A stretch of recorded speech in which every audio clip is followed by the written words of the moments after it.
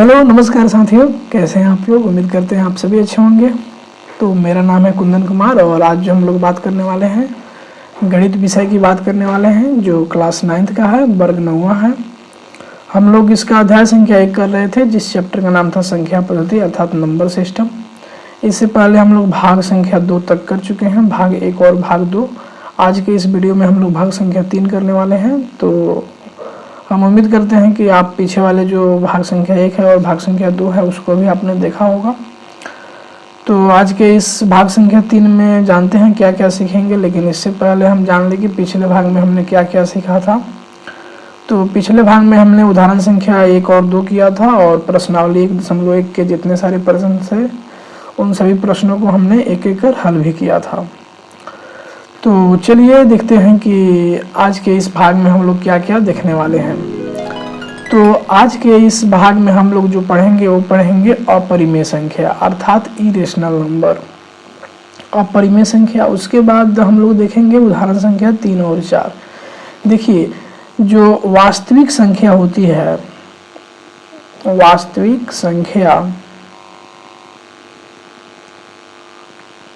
उसमें मेनली रूप से 2 प्रकार की संख्या होता है। एक होता है परिमेय संख्या और एक होता है अपरिमेय संख्या।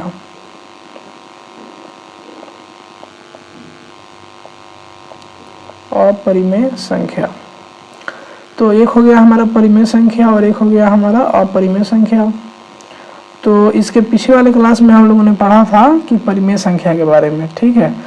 तो अब पढ़ेंगे हम लोग अपरिमेय संख्या के बारे में। किसके बारे में? अपरिमेय संख्या के बारे में।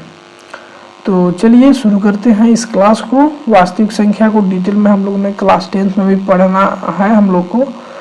तो वास्तविक संख्या में और भी हम लोग आगे की चीज़ पढ़ेंगे, लेकिन अभी हम लोग अपरिमेय संख्या के बारे में पढ़ लेते हैं।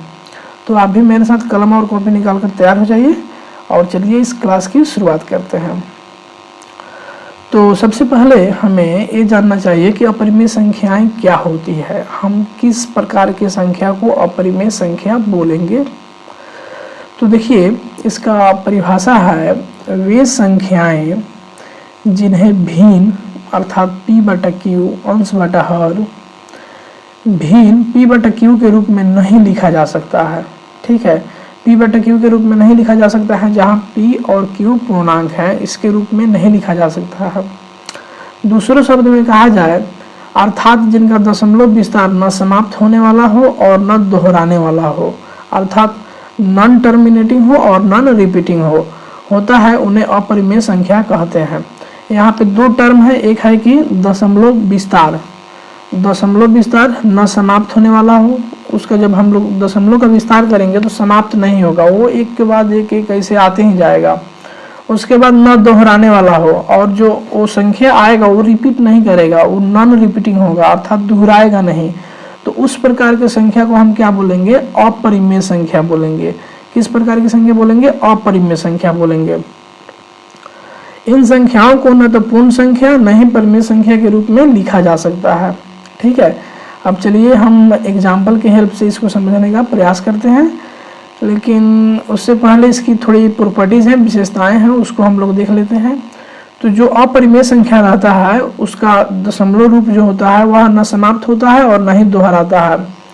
जैसे में अगर हम बात करें √2 का, तो जब √2 को हल करेंगे तो जो इसका दशमलव प्रसार आएगा ना ही समाप्त होगा और ना ही जो उसके अंदर अंक होंगे वो रिपीट भी नहीं करेंगे और ना ही ये समाप्त होगा, ठीक है। उसके बाद देखते हैं एक किसी भी 2 पूर्ण संख्याओं का भागफल नहीं होता है। अगर हम जब 2 पूर्ण संख्याओं का भागफल करेंगे तो ये हमारा ए नहीं आएगा, ठीक है। अपरिमेय संख्या नहीं आएगा, उपरिमेय संख्या ही आएगा। उसके बाद देखते हैं ये संख्याएं वास्तविक संख्याओं में ही आती हैं। अभी शुरू में हमने बताया वास्तविक संख्या 2 प्रकार की होती है, एक परिमेय संख्या और एक अपरिमेय संख्या। तो जब वास्तविक संख्या के पार्ट है तो उसमें तो आएगा ही, रियल नंबर के ही सब पार्ट है।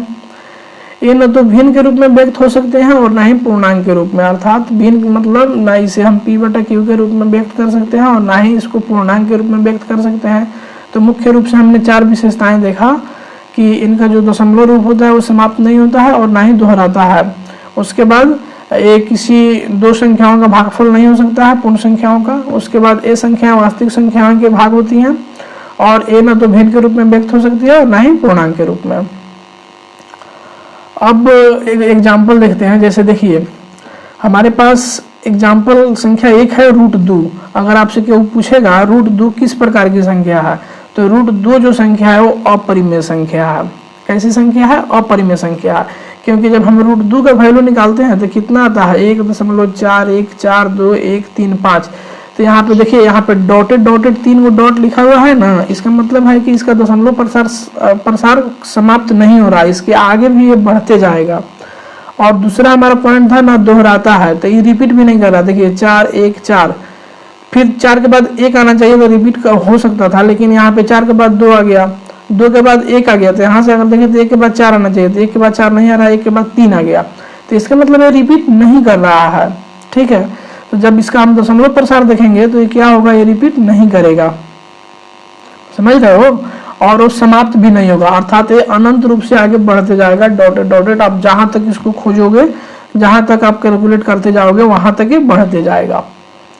तो √2 किस प्रकार की संख्याएं हुई? वो अपरिमेय संख्या है। हम अमूमन ये देखते हैं कि जो अपरिमेय संख्या होता है, तो वो अपरिमेय संख्या जो होता है ना, तो रूट के अंदर ऐसी संख्या जिसका वर्गमूल नहीं निकलता हो, अर्थात जो पूर्ण वर्ग नहीं हो, तो किस प्रकार की संख्या होती है? पूर्ण वर्ग अगर नहीं है तो वो अपरिमेय संख्या होती है। अगर पूर्ण वर्ग नहीं है तो किस प्रकार की संख्या होगी? अपरिमेय संख्या होगी। तो बताइए वर्गमूल 2 इसका पूर्ण वर्ग निकाला जा सकता है? नहीं ना, तो एक किस प्रकार की संख्या होगी? अपरिमेय संख्या होगी। अब आपसे हम पूछते हैं √3 कैसी संख्या होगी? ये भी अपरिमेय संख्या होगी, क्योंकि 3 पूर्ण वर्ग नहीं है। और √4 किस प्रकार की संख्या होगी? तो √4 जो है एक परिमेय संख्या है। कैसी संख्या है? परिमेय संख्या है, क्योंकि हमें पता है √4 के बराबर क्या होता है? √4 बराबर होता है 2, क्योंकि 2 का जब हम वर्ग करेंगे तो कितना आ जाएगा? 4 आ जाएगा। अर्थात 4 का जो वर्गमूल है वो कितना आता है? 2 आता है। और 2 को हम 2/1 के फॉर्म में लिख सकते हैं, अर्थात P/Q के रूप में लिख सकते हैं। तो जो √4 है किस प्रकार की संख्या हो गई? परिमेय संख्या हो गई। इसी प्रकार बताइए √5 कैसी संख्या है? अपरिमेय संख्या है। √6 ये भी अपरिमेय है, √7 ये भी अपरिमेय है, √8 ये भी अपरिमेय है।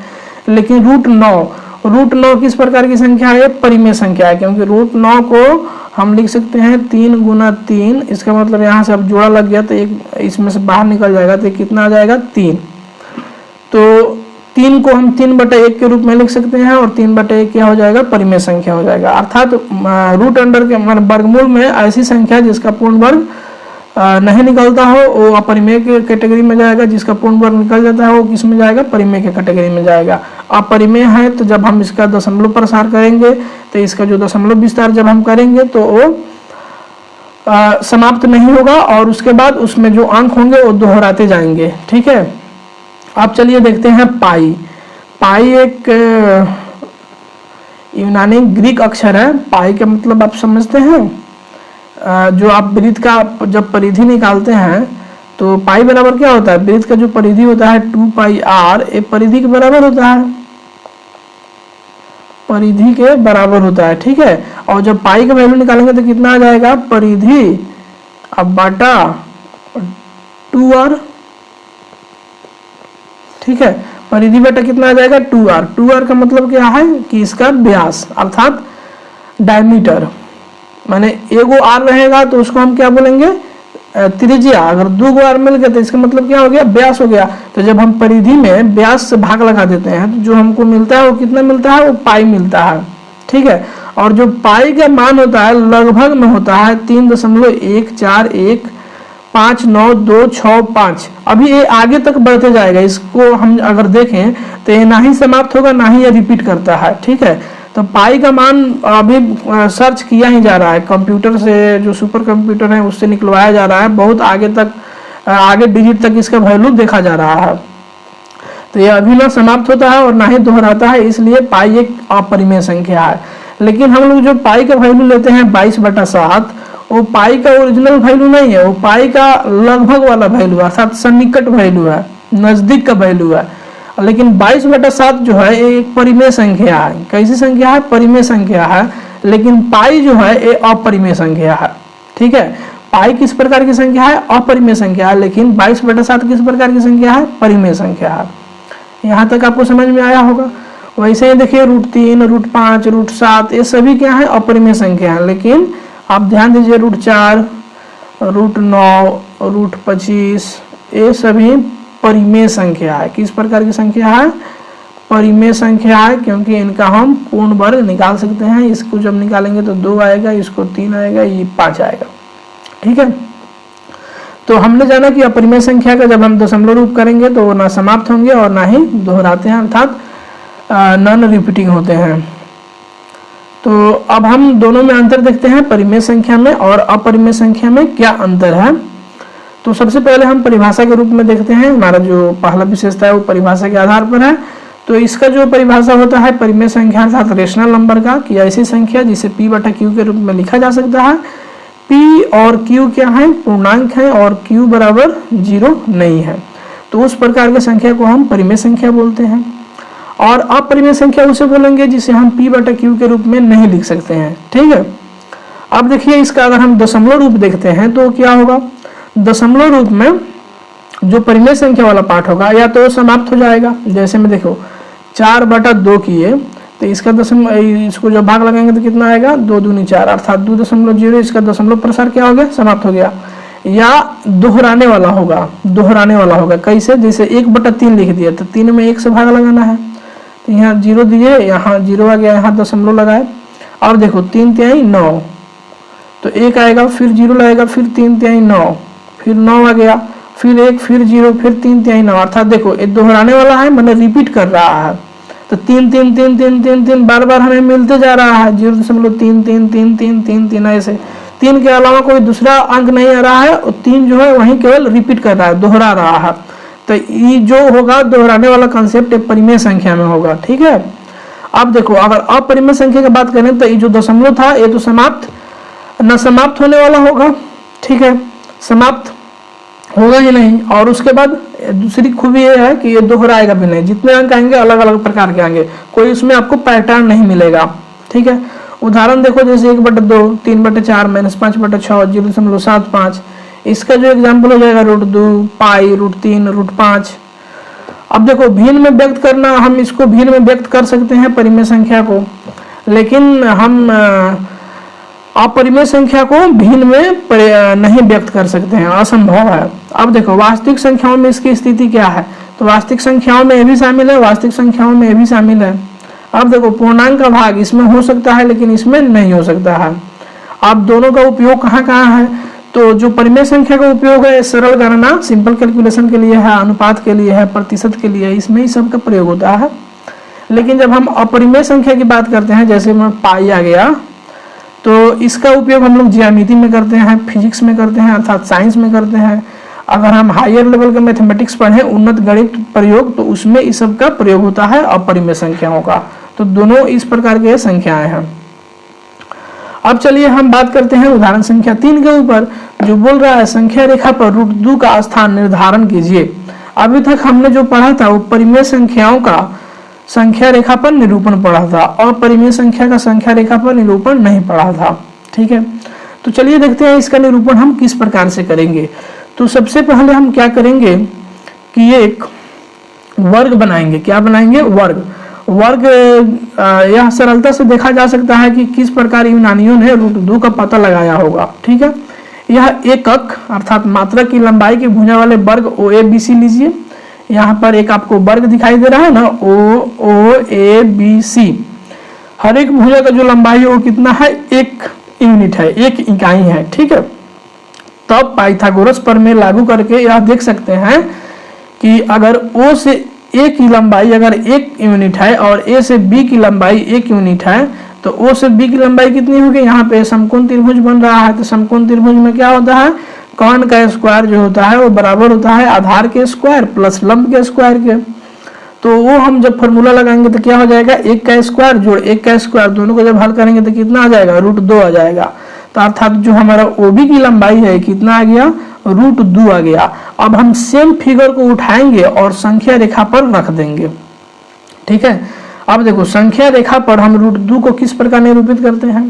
ऐसा सरलता से किया जा सकता है कि इस बात का ध्यान में रखते हुए कि शीर्ष जो O है इसको हम क्या करते हैं, शून्य के पर रखते हैं, अर्थात ये जो हमारा शीर्ष O था इसको हमने क्या किया, जहां पे हमारा संख्या रेखा में 0 मिलता है वहां पे हमने रख दिया, ठीक है।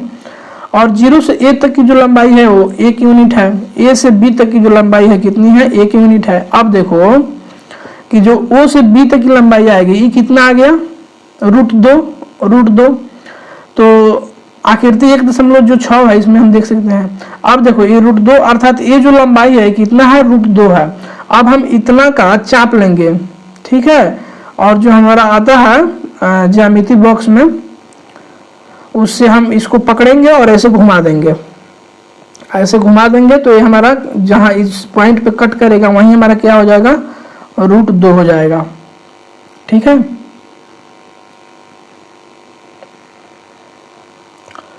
जैसे में यहाँ पे देखो ये हमारा 0 पे इसको हमने कोइंसाइड किया, इसका जो इकाई है वो 1 यूनिट है, ये भी जो दूरी है ये भी 1 यूनिट है, तो ये वाला हमारा कितना हो जाएगा, √2 अर्थात इस पॉइंट पे ये हमारा जो इसको रेडियस मान लेंगे, त्रिज्या मान लेंगे, और इस पर जब प्रकार रखेंगे और इसको ऐसे खींचेंगे तो कितना जहाँ पे कट करेगा ये भी तो लंबाई √2 सेंटीमीटर ना होगा, या सेंटीमीटर में है तो सेंटीमीटर में, सिंपल हम यूनिट की बात करते हैं, इकाई में कोई भी मात्रक हो सकता है, ठीक है। तो देखो ये √2 हो गया। अब यहाँ जो त्रिज्या का वैल्यू तो बदलता नहीं है पूरे सर्कल में, अगर हम ये सर्कल लेते हैं तो यहाँ अगर √2 है तो यहाँ भी तो √2 ही होगा ना, यहाँ से यहाँ तक का ये भी वैल्यू √2 ही होगा, क्योंकि त्रिज्या तो सेम रहता है, त्रिज्या नहीं बदलता है किसी वृत्त का, ठीक है। तो अभी आपने देखा कि OB बराबर √2 एक प्रकार की सहायता से O को केंद्र और OB को त्रिज्या मानकर एक चाप R खींचिए जो संख्या रेखा को बिंदु P पर काटता है, तब बिंदु P संख्या रेखा पर √2 के संगत होगा। यहाँ तक समझ में आया होगा। अब देखो बात करते हैं वास्तविक संख्या रेखा पर √3 का स्थान निर्धारण कैसे किया जाएगा। ये भी आसान है, जैसे हमने उदाहरण संख्या 3 में किया था वैसे ही इसको भी करेंगे। तो देखो अभी यहाँ तक हमने O से A तक की जो दूरी लिया था 1 यूनिट लिया था, और A से B तक की जो दूरी लिया था 1 यूनिट लिया था। तो इस प्रकार हमें जो OB मिला था वो कितना मिला था, √2 यूनिट, ठीक है। अब देखो इसको हमने आधार मान लिया और इस पर हमने क्या किया, 1 यूनिट 90 डिग्री पर ऊपर ले लिया, ठीक है। तो अब देखो यहाँ पे एक त्रिभुज बन रहा है OB और D, OBD, जिसमें जो हमारा जो लंब है 1 यूनिट है और जो आधार है वो √2 यूनिट है। तो इस प्रकार जो OD का लंबाई निकलेगा पाइथागोरस पर में यहाँ भी लागू करेंगे, अर्थात √2 का स्क्वायर और जोड़ 1 का स्क्वायर, इसका क्या कर देंगे √। तो √2 का स्क्वायर करते हैं, जब रूट का स्क्वायर करते हैं तो केवल रूट हट जाता है, बाकी अंदर वाला संख्या सेम रहता है। तो जब इसका स्क्वायर करेंगे तो रूट खत्म हो जाएगा, केवल 2 बचेगा, 1 का स्क्वायर 1, तो 2 और 1 कितना हो गया 3, तो √3, ठीक है। तो ये हमारा कितना प्राप्त हो गया, OD जो हमारा जो लंबाई मिला ये कितना मिला, √3 मिला। अब प्रकार के हेल्प से प्रकार लेंगे और OD लंबाई के अनुसार ऐसे आप करेंगे और इसको त्रिज्या मानकर एक वृत्त ऐसे खींच देंगे, और ये जहां पर कट करेगा वो हमारा क्या हो जाएगा, √3, क्या हो जाएगा √3। अगर इस साइड कट करेंगे तो ये तो प्रकार पर है तो √3, अगर इस साइड अगर हमने कट किया तो -√3 हो जाएगा, क्या हो जाएगा -√3, क्योंकि 0 के बाएं तरफ निगेटिव होता है, दाहिने तरफ पॉजिटिव, दाहिने तरफ काटे तो प्लस का √3, बाएं तरफ काटे तो माइनस का √3। तो अगले भाग में जो हम लोग सीखेंगे वो सीखेंगे प्रश्नावली 1.2। तब तक आपका बहुत बहुत धन्यवाद, मिलते हैं अगले भाग में। जय हिंद।